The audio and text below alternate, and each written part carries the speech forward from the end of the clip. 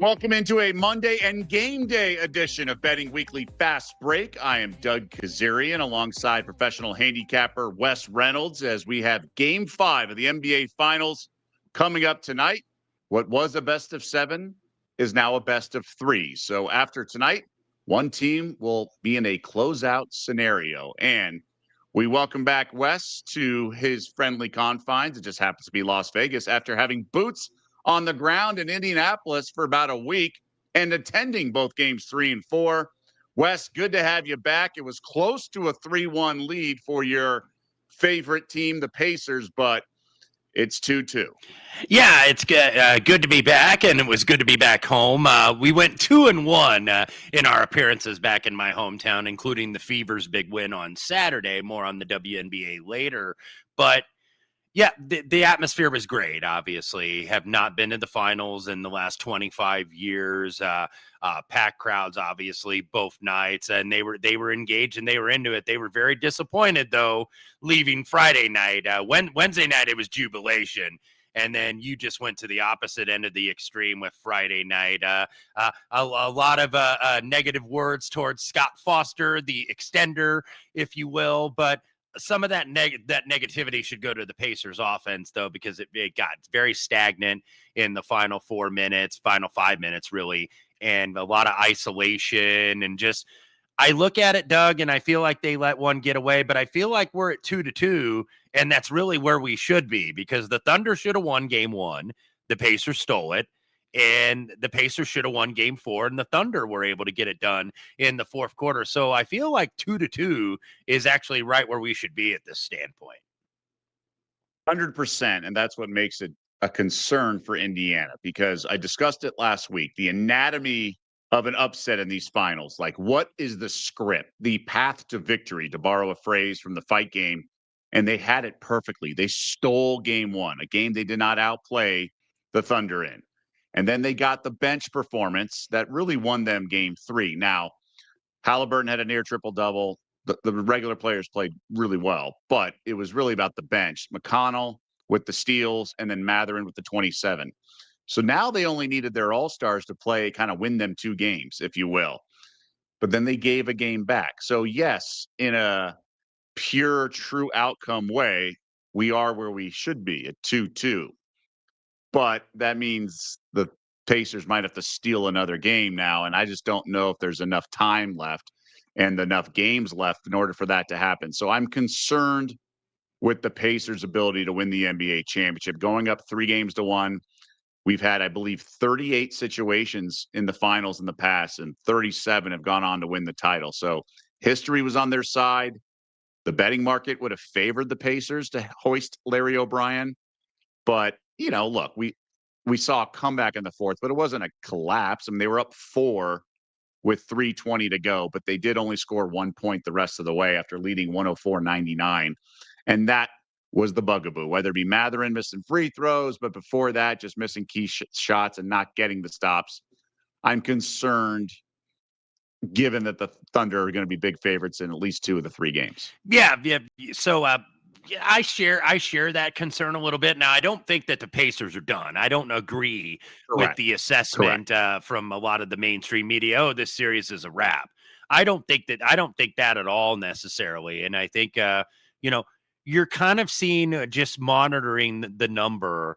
This is dancing between 9 and 9.5.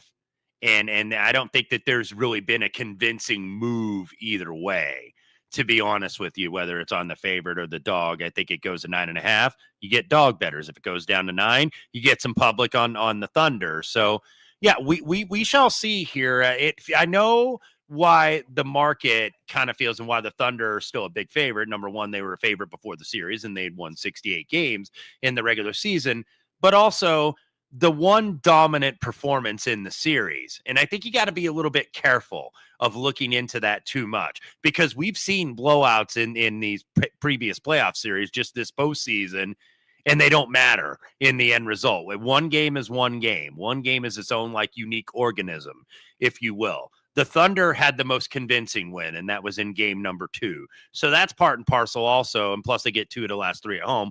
why you're seeing this series price, I think, as high as it is, even though this series has certainly been more competitive than I think that the market gave it credit for from the start. I would agree with that. I think, and look, well, just to kind of take people behind the curtain a little bit, the odds makers adjust the point spread based on the respect they have for any wagers that come in. So the people who have flagged accounts, not flagged like they're blacklisted, but starred or favored accounts, if you will, bookmarked accounts. And those people predominantly are math modelers or use a very elaborate computer system or syndicate along those lines. And the math really regards the Thunder heavily and doesn't regard the Pacers that heavily. Now, that is a mistake in my eyes. I think the Pacers' performance and data prior to January 1 should be thrown out. And then I think the Pacers are just a different team in the playoffs, whether it be Carlisle making maneuvers, certain guys playing more minutes, because the playoffs are a different animal. We know that. I always bring up this example. It's getting pretty dated, but remember Paul Pierce and those guys are on the Brooklyn Nets, and Pierce played the 4 in the playoffs. He couldn't play the 4 for 82 games. His frame wasn't big enough to take, but from the playoffs, you could do that. So that's where the playoffs are a different animal. Dags has already changed the starting lineup twice in the series, for game 1 and then for game 4. So that's why the sample size and the regular season data is not really predictive necessarily, especially if a team has sort of hit its groove later on. And you also have roles that change for certain players in terms of, like you were mentioning, Paul Pierce played the 4 for the Nets in the playoffs. You have role changes, and I'll explain this more later when we get to like the prop discussion. But we saw in game number 4, J-Dub, Jalen Williams, kind of become almost like a point forward, if you will. I hate using those terms, but he was, because he was facilitating the offense a little bit. Instead of playing what is his prototypical position, you were seeing him kind of like as an ex officio point guard in certain scenarios in game number 4. So you get those changes. Like what did the Pacers have success with in game 3? Like when SGA wasn't in the game, sometimes he was guarding Siakam, and Siakam could just take care of the or advantage of the size advantage, I should say. But Siakam, they basically played him in the center role.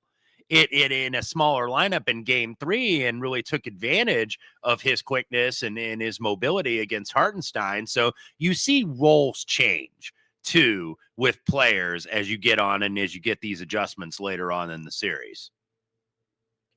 Precisely. So I just don't think so I guess what is a roundabout way of saying I don't think the math is reliable. Now I know they trust their math, but I think that's where we have opportunities, if we are basketball fans, the eye test, if you will, where we can dissect certain angles and kind of lean against the math and find some opportunities. And so that's why I think there could be some opportunity here with the Pacers still. As I said going into the series, I didn't think they'd win 2 games. I wasn't convinced they'd win 2 games, I guess a better way to put it. But I liked them every game. I said they're going to cover more games than they don't, in my eyes. So let's take a step away. We know how the gut punch and how they were so close to going up 3-1. What kind of energy do you expect from this team? I.e., are they deflated, or are they going to be eager to kind of bounce back and stay in the fight, so to speak? I would anticipate the latter of the 2 options you presented there, Doug, because they had that extra day now. So it's not like, oh man, you got to leave Saturday night, you got to stew over it on Friday night, and then leave Saturday morning to go to Oklahoma City and play on Sunday. I think having that extra day, and now that we're back into the 3 days in between, because game 6 won't be till Thursday, and game 7, if necessary, in parentheses, would be next Sunday. So now you have a little bit of that extra time to kind of get over it and be like, okay, let's get refocused. You get 12 to 24 hours to kind of stew over it, and then it's back to business. So I would anticipate that they're going to have some big time energy here going into Oklahoma City. And I wouldn't expect that they're like, oh man, we blew it here. We lost our chance and, just kind of phone it in. I wouldn't expect that. I would expect very high energy from the Pacers tonight. I agree. I think, and you know them better, that's why I wanted to ask you first, but I think these professionals are just that. They're professional, and they're willing to, we're on to Cincinnati. We're on to the next game. We're going to fight back. And actually, I think they're more inclined to start strong. And I think the Thunder are kind of more inclined to be not flat, flat, but not like eager beavers, so to speak. So I actually think if I were to play it, I'd be on Pacers first quarter or something like that, first to 20, maybe things like that. I'm not ready to pull the trigger just yet, but that's how I would play it. And we see the totals come up to 225. Like you said, the market's been back and forth between 9 and 9.5. It's 9.5 at Bet Rivers. It's a sizable money line. Thunder obviously going to be, they factor in the projected lines for both games at home and then the road game. So that's why the Thunder are such big favorites, 550 or so on the money line. What's your play on the point spread tonight? I'm thinking along the same lines as you are. I would maybe be more inclined to kind of split it half and half, Okay. whatever your unit side is, like half unit on first half or half unit on full game. I think at Bet Rivers now it is still at 5.5. It is trending towards 6. And I think that 6 is going to be pretty much everywhere come game time. So I would certainly like that. And then the 9.5, you're just not seeing a lot of movement off the 9.5 or 9. And sometimes, by the way, if you're looking, and you have different outs and whatnot, you'll see certain books go to a certain number just because they'll play with it a little bit. They want to see, okay, what's the resistance point? Is this the resistance point at 9.5?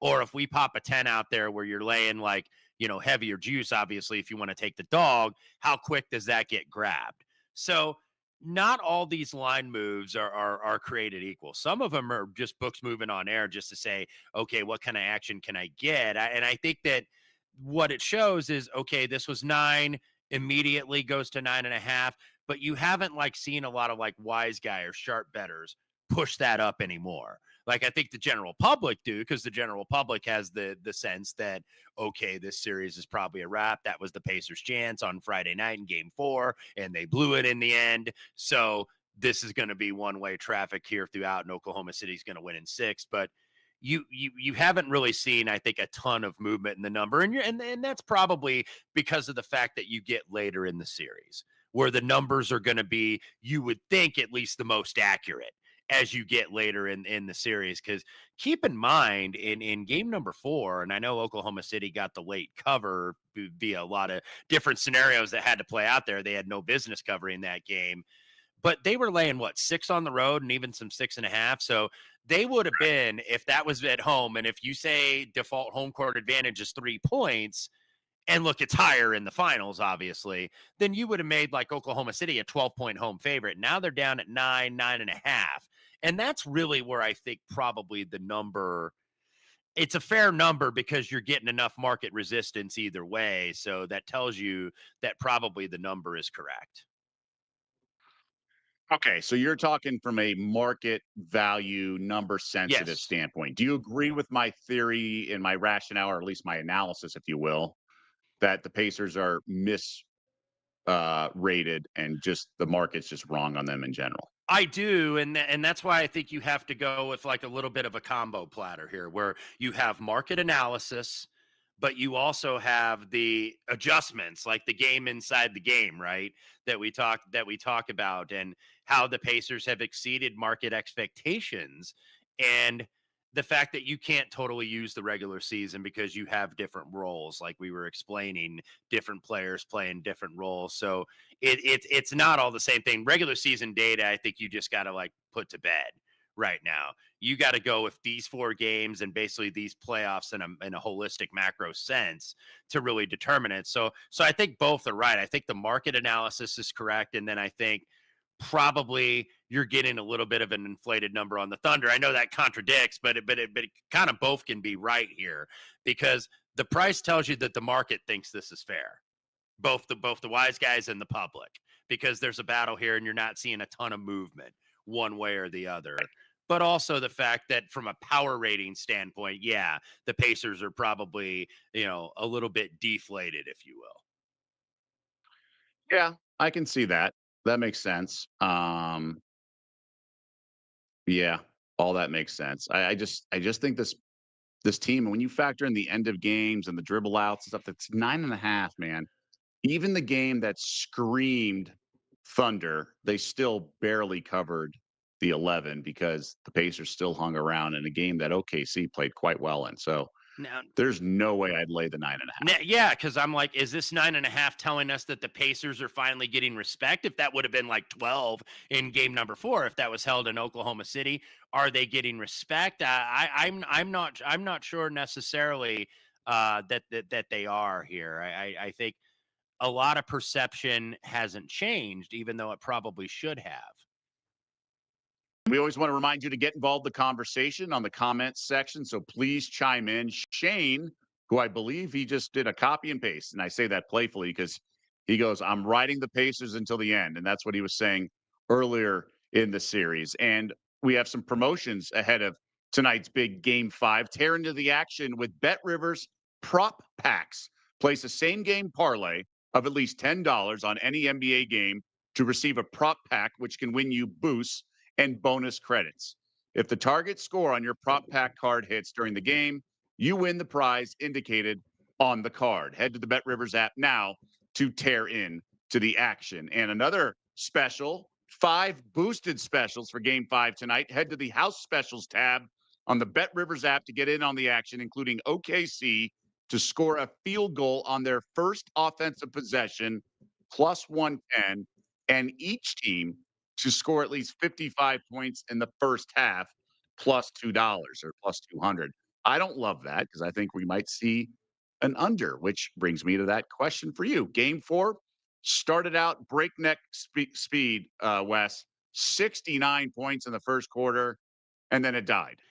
How would you Right. play the game 5 here of 225? Yeah, and that's what we talked about on Friday's show. Is that this is probably going to be a big pace early, and then you're going to see it slow down.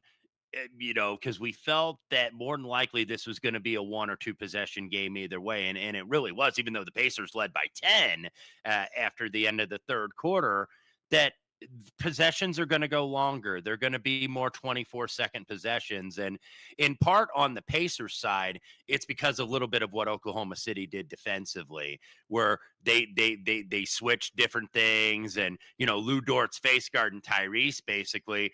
And you had to see a lot of resets of possessions. If you noticed that in the fourth quarter, there was a lot of resetting there where Oklahoma City took away the double high where they like to do those 2 stack screens for Halliburton. Halliburton would drive and then he'd have to go back out and reset the offense. Well, that takes time off the clock and that forces you into bad looks. And the Pacers did not get very many good looks down the stretch necessarily. And then also Oklahoma City changed some things with their offense where they didn't just have SGA initiate the action every time down the floor. So that could slow down the game a little bit. So I lean to the under here as well. I feel like it's probably discounted at this point because we've seen a couple unders now in this series, but game 5 unders tied at 2-2 historically are very good bets. Doesn't mean it'll necessarily be tonight. It's historically good bets in the Stanley Cup Finals too, and we saw that go to awry on Saturday night. But I would more want to be on the under than on the over, but I don't know if I'm going to bet it. Yeah, I mean, 225 is a big number. Okay. So it starts there, right? And then you start with, like you said, a 2-2 pivotal game, measured possessions, and then the adjustments by the coaches. And I think Carlisle was getting the ball out of Shea Gilgeous Alexander's hands the last couple games. I mean, SGA had what, 24 points in game 3. In game 4, he was around the same amount, 27 or so, until the fouling at the yeah, I think he had 7 made free throws in the final minute because of the sort of dead ball fouls that you get the automatic free throw and things Mm-hmm. like that. And he sneaks over the 34.5 point prop with 35. I do think they're going to push, and OKC has to make some 3 pointers. They only made 3 in the last game, and Adam Osimo chiming in. Oh yeah, game 5's tied 2-2. Uh, lean under for sure. That's the only way to play it. Pacers, by the OKC is going to make some threes, but that doesn't mean they're going to be adding 3 points to the last score. Frankly, they'll be adding one because they made a lot of twos, and who knows? Like I also think you mentioned Halliburton a second ago, Wes. They were pressuring him early on the bringing of the ball, so he had to get the ball out of his hands, and then it took some time for him to get the ball back, and then he only had 1 or 2 options with the offense. He couldn't like probe forever. So I think that slowed down the Pacers' potency, if you will. Pacers, by the way, 0.68 points per possession in the final quarter, which is astonishingly low for a team that's such a dynamic and good offense. Usually you're going to see them in the 1.1 type of range based on their offensive efficiency. But a lot of that, I think, was what you were saying about face guard and Halliburton denying those early initiations and then bumping the post entries and Oklahoma City was able to do that. Now how does Indy counteract that, more off ball movement? What do they create to regain that tempo that they certainly did in game number 3? So I love the chess match here, and that's what I think people are missing out on. And look, we obviously focus on a gambling perspective, and that's why people tune in. But just from a basketball standpoint, this is a really cool chess match and how they adjust to things in this series. So if people aren't watching this series, I think they're missing out on some very good basketball and very well coached basketball. I don't think people are missing out that much. It's just the way we are with how we sort of, uh, I don't know, take inventory of ratings. We don't really know because there's so much other avenues and streams and things like that you can watch, and just the overall viewing of everything has gone down, whether it be TV Hmm. shows or sporting events and stuff. So it's just a different landscape than maybe we grew up with, and there's just more opportunities. People work from home more. There's more hours of the day that people work and less for entertainment because competition and all that stuff. So it's just a different animal out there. I think sports fans and basketball fans are really into this series. They appreciate it. I mean, game 3 was one of the best games best played games I've ever seen in the finals. So I've been really impressed with the quality of play from both teams. Yeah, I have as well. And I think that's certainly going to continue here. Is you try, when something gets taken away one game, how do you reestablish it the next game? And now that's on that ball's on Rick Carlisle's racket. It was on Daniel's racket going into Friday night. Yeah, these are. I mean, I'm not saying that SGA and Halliburton are going to become LeBron and Steph. I mean, those guys are really generational players. It's always funny that they were born in the same hospital. That's always a Yeah, kind of a fun fact. But I don't think they're going to become household names. But that's just we people tend to glorify the past. Man, there were blowout games in the 80s and 90s in yeah. the finals too. I mean, there's Memorial Day massacre for the Lakers. I mean, these things happen. There's been some duds of offense in the 90s and the 2000s, some of those Mavericks Heat finals where they were in the 70s and 80s. So I think it's been great defense at times. I think it's been great individual offense. It's been great ball movement. Like you said, the adjustments from coaches have been fascinating. This is a really well played series so far. I've been not even pleasantly surprised. I've been excited to watch, and it's delivered. Yeah, no question about it. And I think game 5 will follow suit tonight. Yeah, so let's get into player props, and let's start with SGA because he's the head of the snake and obviously the Finals MVP favorite right now for good reason. His player prop is 34 and a half. Oh boy, did they get lucky. I touched on it. All those free throws at the end. The Matherin missed free throws, made more free throws occur, and that got SGA over. But he had 0 assists. And if I was wearing a cap, I would tip it to you, Wes. You nailed it. You broke it down. I piggybacked. I originally liked points under, and then you got me on assists. So I can't thank you enough. You not only saved me a bad beat, but you also gave me a rocking chair winner. So the question is, with a points prop of 34 and a half, and knowing that it was fortunate to go over, albeit on the road, and now they're at home, and the assists of 6.5, is this an auto fade of his assists and just got to go under 6.5? That would be certainly the way I would lean. I'm a little gun shy on the points because we know his proclivity to get to the line. And some of these where it's like, okay, it's well defended, and somehow he's able to just draw those fouls. You want to call him a foul merchant, whatever you want to call him. He has a innate ability to, I think, really get to the line. So that's what you worry about if you're playing points under. So it'd probably be the assist approach, and I think for a couple different reasons. SGA, And what is that? Yeah. well, I was going to say, like, he didn't create it all in isolation. Like, I felt like the best stuff that they ran in the fourth quarter was him in movement, was him in motion. And that's what the Pacers need to try to do for Tyrese Halliburton, by the way, instead of having him create handling the ball or him creating off the dribble. Nemhard, I think it's been predominantly Nemhard. Sometimes Neesmith helps out. Now Neesmith got caught on a couple bad switches where SGA either scored or got to the foul line. But Nemhard's done a good job defending him, like when SGA's handling the ball and just going off the dribble. But now they're trying to keep him in motion and they're letting other people handle the ball. They let Jalen Williams do it. Alex Caruso did it a little bit. So it's not just SGA bringing the ball up the floor and then go ISO ball. I actually think the Pacers would be okay with that.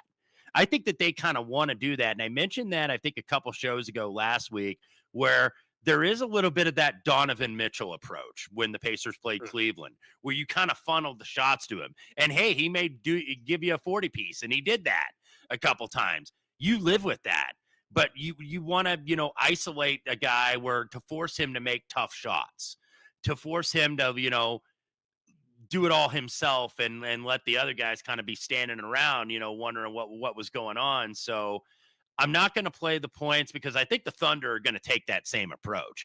And one of the things you did see with SGA too that I thought was very kind of understated. You noticed that he didn't play the full first quarter in game number 4 because at the end of game at the end of game 3 he was tired. He was showing a little bit of wear and tear, and he was taking some bad shots, and just they didn't have any flow or continuity of that offense late in game 3, and that's why they didn't have a made basket, I think, in like the final 5:57, I believe it was. So they were getting bad looks because of that. They took SGA out and they played Jalen Williams the full first quarter, and SGA, I thought, had a little bit more energy in game number 4 late, even though that they were down, and they were on their comeback kind of slowly but surely. And that little nuance gave him some energy there at the end. So I would expect the same thing of what we've seen from the Thunder, where maybe he goes out with like 3 or 4 minutes left to go in the first quarter, and then you don't see him get substituted very often unless he's in foul trouble. Now, that was the shortest gap between games the entire finals, right? It was 1 day off, no travel though. But now they get a couple days with travel. Do you think that impacts his durability, or is he just kind of worn down from a long postseason run? Because we saw this time last year, earlier, Anthony Edwards, right? Ant was sort of broken down and fading hard in the fourth quarters of the Western Conference Finals, even though he's built like a Jordan or whatever you want to call it. He did wear down and he was tired, and he's throwing bodies at these guys. You forget that they're running 5.5 miles for a game, let alone all the collisions and things like that. So even with the extra day, SGA does have a slight frame, and this is sort of new territory for him. That's another reason why I'm definitely leaning under with the points, and I'm making it an official play on the under 6.5 Yeah, I assists. like the under 6.5 assists too, because he's not bringing the ball up as much. He's still going to bring it up the majority of the time. But I talked about Jalen Williams, and I'll add to that more later for more prop discussion. But Alex Caruso, he brought the ball up 7 times compared to just once in game number 3. So what that allows is that allows SGA to work a little bit more off the ball. Same with Jalen Williams. And then, also had 5 steals defensively. So, I felt like that's a little addition where it kind of buys Shea Gilgeous-Alexander a little bit more energy, where he can run off the ball, where he's not always having to be the initiator of the offense. So that gives him more energy, and it also takes down his assist attempts, like you said. So I think 6.5 is the right way to go. Now markets certainly agreeing with that. I think at Bet Rivers minus 143 right now, but you're paying heavy juice pretty much everywhere. But that doesn't mean it's a bad play. That means, especially coming off 0, yeah, right? Like, yeah, it's not. that means that this has some support for this, and I think for a lot of the reasons that you and I just both laid out. And look, he's probably going to have an assist, but this is not a guy. I mean, he's had 5, 5, 8, and 3. So I think this is a really good bet. So that's going to be my first official play of this show is SGA under 6.5 assists minus 143. Wes, is it an official play for you? Yeah, let's go ahead and make it an official play. Okay. Yes, All absolutely. right. You've convinced. All right. You convinced me on Friday, so I'm playing with house money or West money, if you will. Okay. So other props. I definitely have some ideas and angles. I wanted to get your thoughts. We talked about SGA. Anybody else stand out? You have the floor is yours, as they say. Well, I want to start with Jalen Williams. Now, this has been hit a little bit on the assists, but I mentioned that Jalen Williams, they are using him a little bit more. I think to initiate things. Where he was kind of that point forward, and you're seeing that he's getting a little bit more touches. Now he had 3 assists in game 4, but he had like well over double the potentials. One, I think Chet missed a layup. So you are seeing him distribute a little bit more. So where I might look to attack that is the rebounds and assists over. I think it's at 10.5 right now. I'm just looking very quickly to make sure I have that right vig, and this changes throughout the day. I think it was a 10.5, like minus 137 in that range. The 10.5 raw, and that's rebounds and assists. The assists have been bet up from like 4.5 to 5.5. So that could be another way to play it if you don't want to play the bump on the assist, because it's so hard with these numbers. I think a lot tighter from the prop market, and I mentioned how bookmakers, I think, focus on these a little bit more, and you get more volume on these prop bets because you only have one series. It's not like you have 10 games to bet on a given card. So people are attacking the market and getting involved in betting in different Right. ways. So uh, that's why it's kind of hard to play that bump. 4.5 to 5.5, that doesn't seem like a big deal. It's a very big deal. So if you want to maybe incorporate that where it hasn't been taxed so heavily, it's still been taxed. You can look at the rebounds and assists, I think, for Jalen Williams. That's one way to look. And then Chet Holmgren, who has been, I know, very good to you in terms of under rebounds for the majority of the series. But I think now probably the bloom is off the rose with what we saw. No. Go ahead. I actually would look at over, to be honest. I Well, so Mark Dagno changed the starting lineup, mhm. right? So he changed the starting line for game 4 and put Hartenstein back in, which he had done before the final started the entire postseason. So what that means is Hartenstein guards Miles Turner, and Turner hangs out on the perimeter and does a lot of pick and pops and things like that. So Holmgren, the reason he was going under was he was the only starting big man, thus starting at the 5, and thus he would have to guard Turner on the perimeter, and he wasn't back in the paint for rebounds. Well, um, now he is. In the last game, he was like guarding Siakam or whatnot. So he was in the paint, and that's why he had 15 rebounds. Mhm. So it literally is as simple as that. He's around the rim now. So I would look at, I think over 8.5 rebounds is a good bet. I have a same game parlay coming up where I can go for a lower amount and then get, because like you said, the market tightens. So I'd rather do a different approach and kind of weave in some other guys to try to get that number lower. But I think Holmgren's going to be the leading rebounder.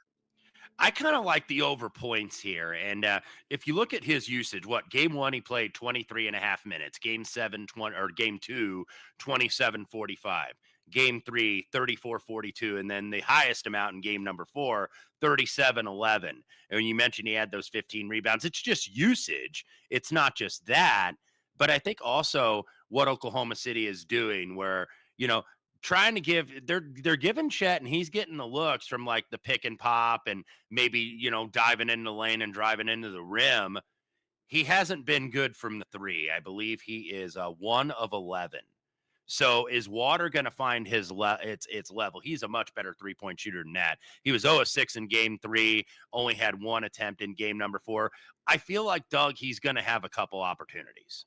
And if he knocks one down early, I think that changes the whole deal and the whole outlook for the bet, just because it's going to give him the confidence to shoot the ball, because there have been times early in the series he kind of lacked a little confidence and got played out of the Right. series a little Right. bit as they're trying to balance minutes with Hartenstein. But now I think they're going to rely on Chet more. You've seen the usage go up from 23 minutes to 37 minutes in just a 4-game span. I would expect high mid 30 minutes for Holmgren tonight. So over 15.5 points would be the way I would look, because even though he had 20 in game 3, it was a lot from the line. So we haven't really seen like a breakout offensive game, I think, yet from Chet. Maybe it's tonight. Okay. Yeah. I mean, look, he had a big game last game. Like I said, all those rebounds. I'm not going to do his points. I'm going to do a same game parlay. And you said the market sort of tightens up, and I agree. So I'm going to do Holmgren 8+ rebounds, So just need 8. So over 7.5, right? But you also need something else to bring the juice. I'm going to go Siakam 6 plus rebounds. So just those two to get sort of below what their prop is, it's minus Yeah. 106. Yeah. And I think that's the right way to play. So I'm going to play a regular play, half unit on that. And then my other one is going to be Hartenstein under 6.5 points. We got there in the last game on Friday. He just runs around and hands off the ball or sets screens on the perimeter. He doesn't look at the rim. Now the juice is getting way up there. So it is what it is. But I think that's the way to go. I'm going to add maybe something to a same game parlay so I can get that juice lower. But for me, that's the way to play this, because he just doesn't look at the rim. So when he's doing this, when he'll get some potential putbacks and some even and ones, so that gives me a little concern. But that's something I would want to do just to lower the the payout or something, the juice. So if you do Harkenstein under 6.5 and then points, and then you do Siakam 6 plus rebounds, you're looking at plus 123. Yeah. So that's something to consider if you want to do that. One more that I want to monitor here, I have not bet this yet, is Alex Caruso. Is this a sell high on Alex Caruso? It's 10.5 points. Recall he had 20 in game number 2, where he hit 4 threes. And then in game number 3, he played more minutes, played 32 minutes and only had 8.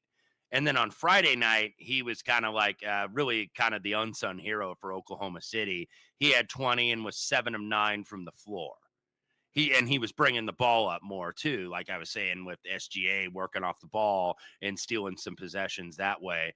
Caruso is the key defender, and by the way, we hit the under on that points, rebounds, and assists with Case and Wallace. You're seeing Case and Wallace's, I think, volume and his clock drop here because they're going to play Caruso even more. So you're like, well, they're playing him more. Why would you play the under? Caruso is the switch defender. Like you will see him guard Halliburton. You will see him guard Nemhard. You will see him guard Siakam. You'll see him do that, and because he's very good off the ball, he gets the hands in the passing lanes, and that's why he got 5 steals in game number 4.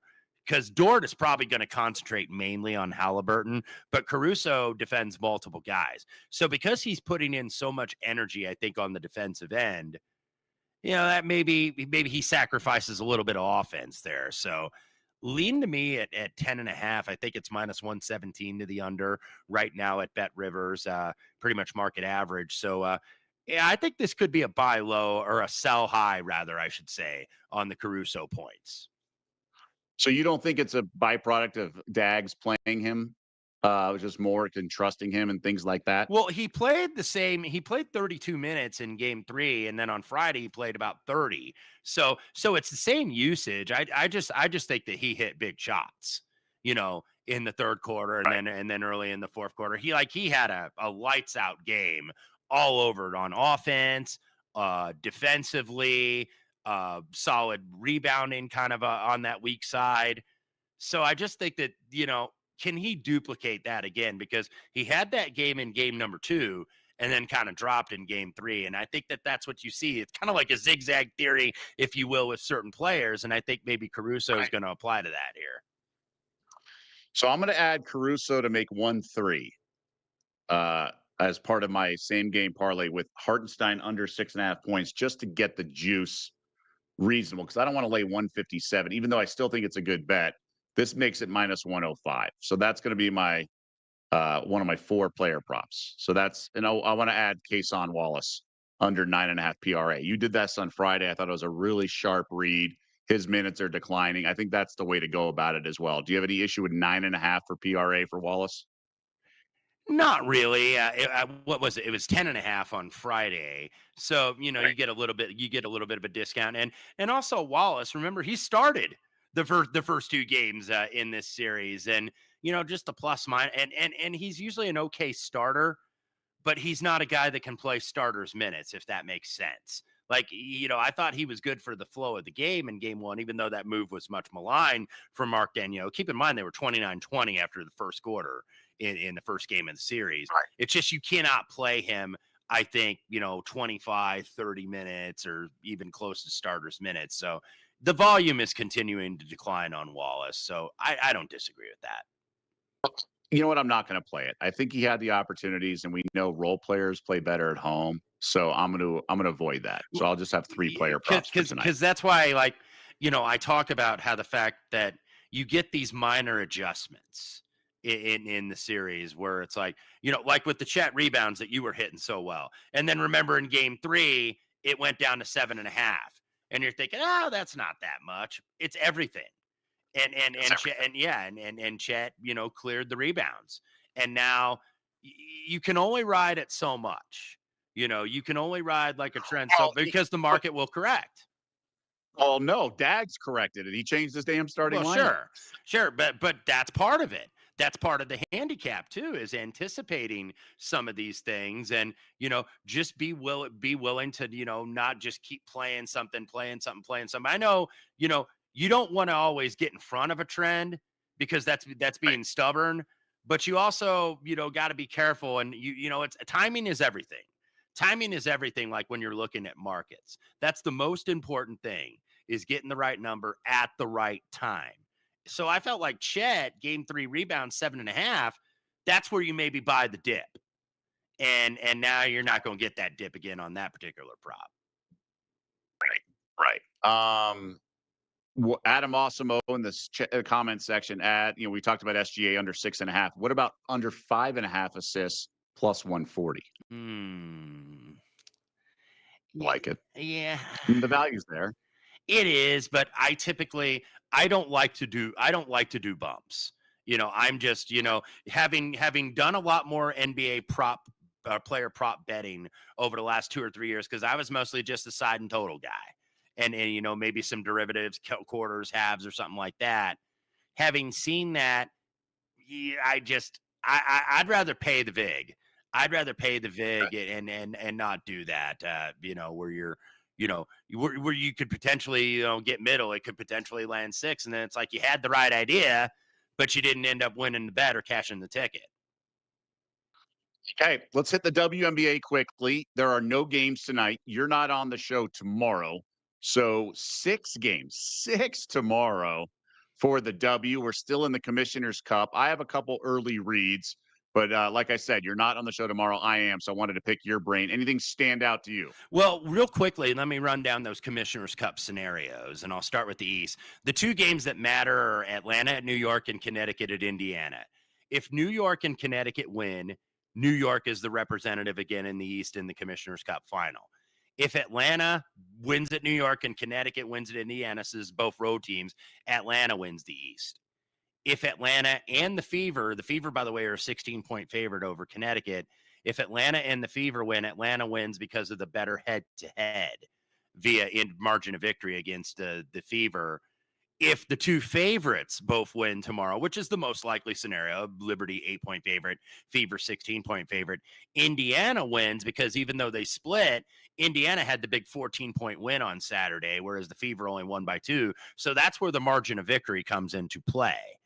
And meanwhile, in the West, Las Vegas at Minnesota, Seattle at LA are basically the 2 games that matter most here. Minnesota beats the Aces, Minnesota wins the West. If the Aces and Seattle beats the LA Sparks, Seattle wins the West. If the Aces and the Sparks win, Minnesota wins the West. So Minnesota is still kind of in the driver's seat here. So, that's where you got to look at these scenarios. Remember, it was New York and Minnesota was the Okay, so let's say Indiana wins. Yes. Okay. New York knows that. They know they have an uphill climb. So does that mean Atlanta's the right side and how you'd play it? Well, Atlanta's getting a little bit of the action early on, where it was 8.5 and now down to 8. Part of that too, John Kell Jones, by the way, did get upgraded to probable. So she did not play on Saturday for the Liberty. I don't know if it would have made a difference when Caitlin Clark can just pull up from 35 feet and hit 3 in a row like she did on Saturday, where she had 25 in the first half. What rust, right? And probably the best game the Fever, by the way, played all season. So the Dream, I think, of all of the teams have been the biggest surprise. in the league because we even mentioned Carl Semesco coming in from Florida Gulf Coast. Maybe he's a sneaky coach of the year pick. He would probably be my coach of the year at this standpoint because I didn't know what this team was going to be, and they've been a lot better than I thought that they were going to be. So what I might be looking at from some of the total standpoint, because keep in mind margin of victory still kind of matters. I'd probably be playing more overs than unders, even though you would think, okay, last night of the Commissioner's Cup, the defense is going to be really tight, but you're going to get the foul game in the end. I think with some of these. Maybe. I mean, the Fever Liberty didn't have it.